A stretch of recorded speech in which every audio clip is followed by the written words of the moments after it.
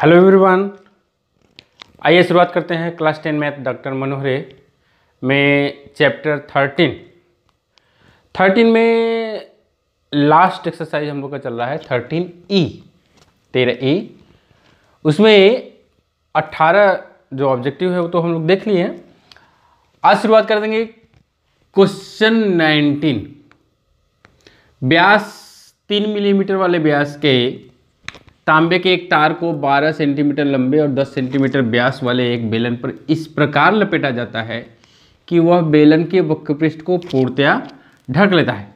ये देखिए एक बेलन है, इस पर एक तार जिसकी मोटाई 3 मिलीमीटर है और बेलन की लंबाई 12 सेंटीमीटर, ये 12 सेंटीमीटर है और व्यास 10 सेंटीमीटर। इस पर तार को लपेट रहे हैं ना, तो पूरा इसके वक्रपृष्ठ को मतलब कि बेलन दिखाई नहीं देगा। इस प्रकार लपेटा जाता है कि बेलन पूरा ढक जाएगा, दिखाई नहीं देगा। तो तार की लंबाई और द्रव्यमान ज्ञात करना है। ये जो तार लपेटा गया कितना लंबा तार होगा, तो तार और द्रव्यमान ज्ञात करना है, यह मानते हुए कि तांबे का घनत्व। देखिए जब घनत्व दिया है तो घनत्व तो बराबर होता है द्रव्यमान बटे आयतन। तो द्रव्यमान ज्ञात करना है तो द्रव्यमान बराबर आयतन गुणे घनत्व। तो पहले आयतन निकालना होगा, किसका? तार का। तार चूंकि बेलनाकार होता है, अगर लंबाई पता हो जाए, इसका व्यास पता ही है, तो उसका आयतन निकल जाएगा। तो चलिए पहले हम लोग ये करें क्या इसमें। देखिए ये तार जब एक बार लपेटा जा रहा है तो उसकी मोटाई 3 मिलीमीटर, ये पूरी लंबाई जो है 12 सेंटीमीटर है। तो इस 12 सेंटीमीटर में अगर हम 3 मिलीमीटर का भाग दे दें तो हमको ये पता चल जाएगा कि कितने फेरे तार के लपेटे गए हैं। तार के फेरों की संख्या पता हो जाएगी और एक फेरे की लंबाई यानी कि बेलन की परिधि पर ही लपेटा जाएगा ना। तो एक फेरे तार की लंबाई यानी कि बेलन की परिधि हम निकाल लेंगे, तो एक फेरे तार की लंबाई पता चल जाएगी और कितने फेरे हैं वो पता चल जाएगा। तो फेरों में एक फेरे की लंबाई का गुणा कर देंगे कुल फेरों में, तो पूरे तार की लंबाई पता चल जाएगा। चलिए शुरुआत करते हैं, फिर इसको देखते हैं। तार का व्यास बराबर 3 मिलीमीटर आई।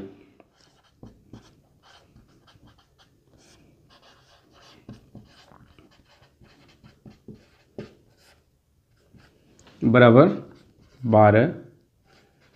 अच्छा देखिए मिलीमीटर है ना, तो इसको 10 से भाग कर देंगे तो ये भी सेंटीमीटर में, एक यूनिट में रखना पड़ता है ना। और बेलन का व्यास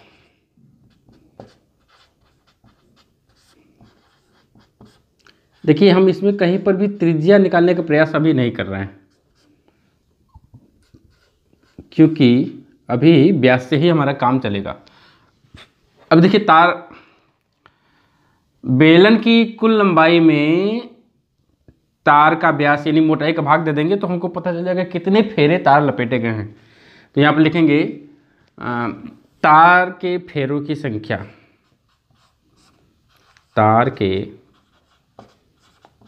फेरों की संख्या बराबर बेलन की लंबाई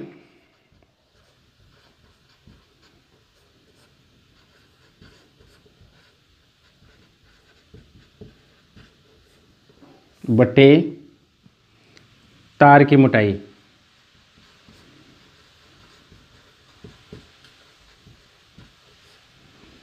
बराबर क्या हो जाएगा? बेलन की लंबाई 12 सेंटीमीटर और बटे तार की मोटाई 3 बटे 10, तो 10 को ऊपर कर दे रहे हैं, यानी कि 40 फेरे लपेटे जाएंगे। अब एक फेरे तार की लंबाई बराबर हो जाएगा बेलन की परिधि, एक फेरे तार की लंबाई बराबर बेलन की परिधि। बेलन की परिधि मतलब पाई गुणे व्यास, तो बेलन का व्यास 10 सेंटीमीटर, पाई किस में रखें अभी चलते हैं ऐसे, पाई गुणे 10 यानी कि 10 पाई सेंटीमीटर। एक फेरे तार की लंबाई तो 40 फेरे तार की लंबाई,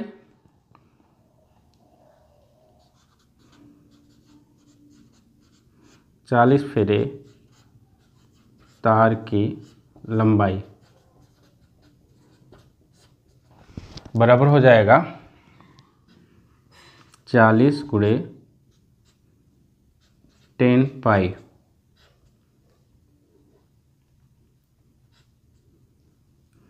ये हो गया 400 पाई, दशमलव बदल दें, 400 गुणे 3.14, 2 जीरो 2 दशमलव में ख़त्म, तो 4 चौका 16, 4 एकम 4 एक 5, 4 3 12, यानी 1256 सेंटीमीटर।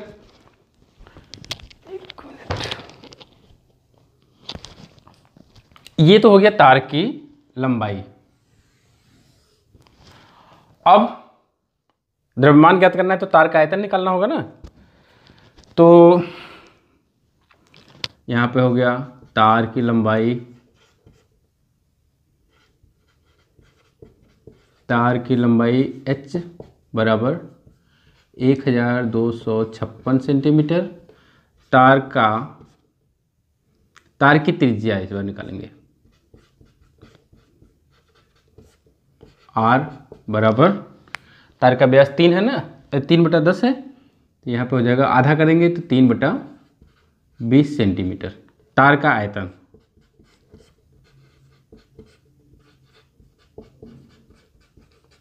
तार का आयतन हो जाएगा, तो चूंकि तार जो है बेलनाकार है तो पाई r स्क्वायर एच, पाई r स्क्वायर एच, तो पाई गुणे ये हो जाएगा 3/20 गुणे 3/20 गुणे h 1256,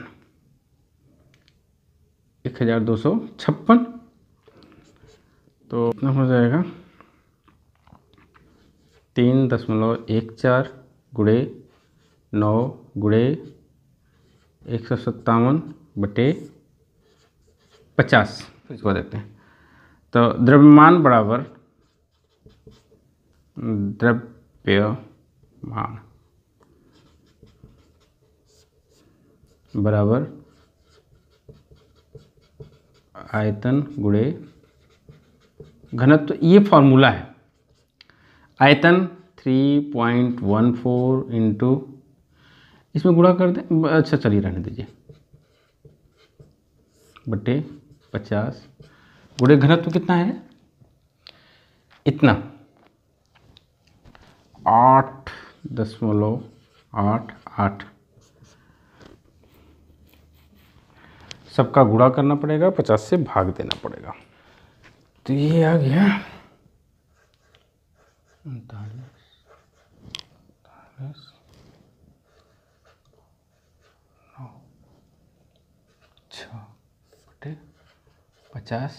और ये भाग देंगे इसमें तो आ जाएगा 788 ग्राम,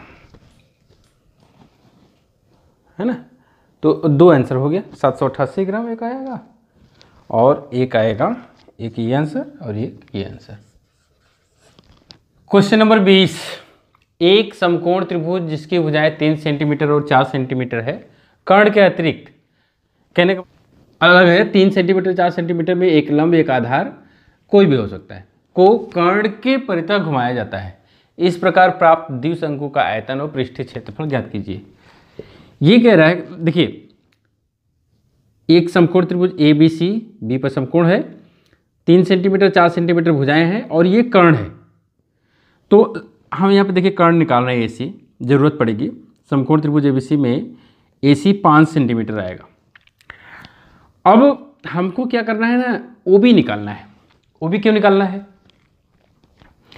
ये जब इसको हम कर्ण के प्रति इसको रोटेट करना शुरू किए ना, तो ये एक शंकु बन गया। एक ऊपर शंकु ABD ऊपर और दूसरा CBD नीचे, एक शंकु ऊपर एक शंकु नीचे बन गया। और इन दोनों शंकुओं में ये त्रिज्या, ये पूरा तो व्यास हो जाएगा ना, यहाँ से यहाँ तक तो पूरा व्यास हो जाएगा। ये त्रिज्या उभयनिष्ठ है, यानी कि अगर OB निकाल लेते हैं तो यह त्रिज्या नीचे वाले शंकु में भी काम करेगा और ऊपर वाले शंकु में भी काम करेगा। तो OB निकलेगा कैसे? OB के लिए देखिए AC 5 निकल गया ना, तो हम त्रिभुज ABC का क्षेत्रफल दो तरह से निकालेंगे।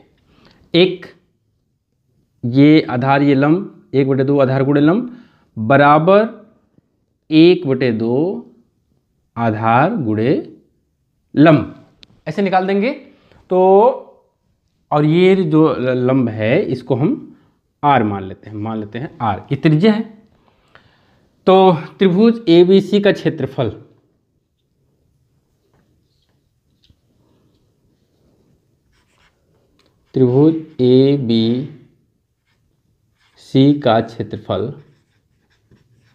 दो तरह से निकालेंगे। कैसे कैसे? 1/2 BC गुणे AB, BC गुणे AB और 1/2 आधार ये AC गुणे OB, 1/2 आधार AC गुणे लंब या त्रिभुज की ऊंचाई OB।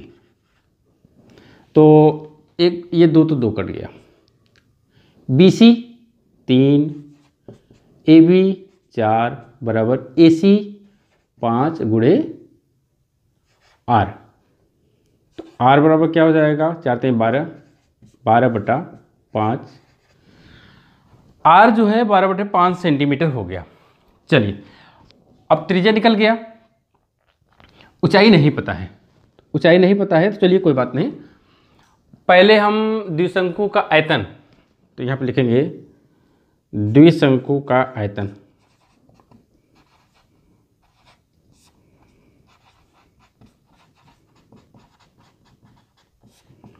आयतन बराबर शंकु ABD प्लस शंकु CBD का आयतन, CBD का आयतन।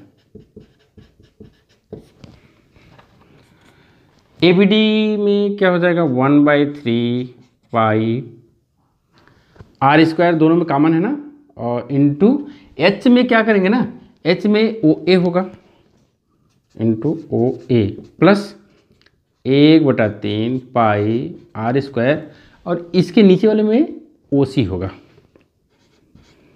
तो 1/3 पाई R² कॉमन ले लीजिए, 1/3 पाई R², यहाँ हो गया OA प्लस OC, 1/3 पाई R² गुणे OA प्लस OC, AC हो जाएगा।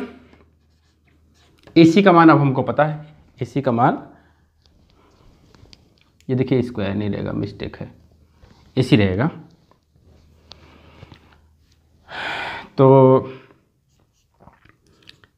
1/3 पाई R 12/5 R² है तो 2 बार लिख दे, 12/5 और 12/5 गुणे AC 5, ये 5 से 5 कट गया, 3 चौक को 12 हो गया।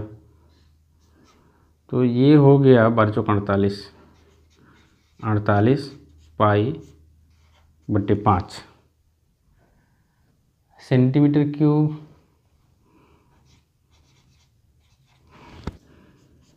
तो 48 गुणे 22/7/5, तो 48 दूनी 96 और 48 96 9 105, ऊपर और नीचे 35, भाग कर देंगे 35 तिया 105, 30.14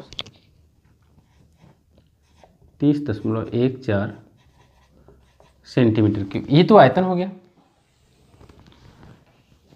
ये तो आयतन हुआ। और पृष्ठीय क्षेत्रफल, देखिए पृष्ठीय क्षेत्रफल में ये जो 4 है ना, तिर्यक ऊंचाई हो जाएगी। ये 3 नीचे वाले शंकु के लिए तिर्यक ऊंचाई हो जाएगी। तो तिर्यक ऊंचाई पता है, देखिए ऊपरी शंकु या पृष्ठीय क्षेत्रफल बराबर पृष्ठीय क्षेत्रफल बराबर ऊपरी शंकु का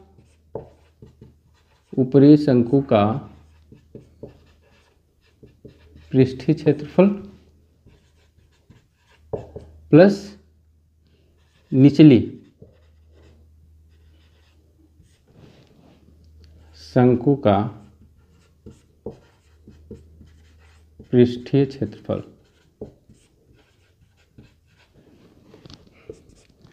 तो ऊपरी शंकु के लिए क्या होता है, पाई आर एल होता है ना, पाई आर L1 में ए बी कर दें गुणे ए बी प्लस नीचे वाले में पाई आर गुणे बी सी।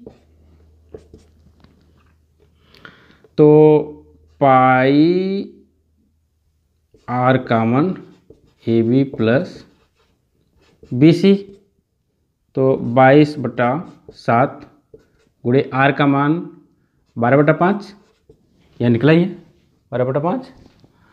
और यहाँ पर हो जाएगा ए बी 4 + 3 यानी 22/7 गुणे 12/5 गुणे 7, ये कट गया। तो ये हो जाएगा 12×24, 12×24 26/5 यानी कि 5×5 = 25, 1 14, 5 गुना के 10 और फिर 5 8 40 सेंटीमीटर स्क्वायर। 52.75 दिया है। ये 52.75 इसलिए ना, या 3.14 रखा है, तो ये कोई दिक्कत नहीं, 52.8 है ना, कोई बात नहीं। एक आंसर ये हो गया और एक आंसर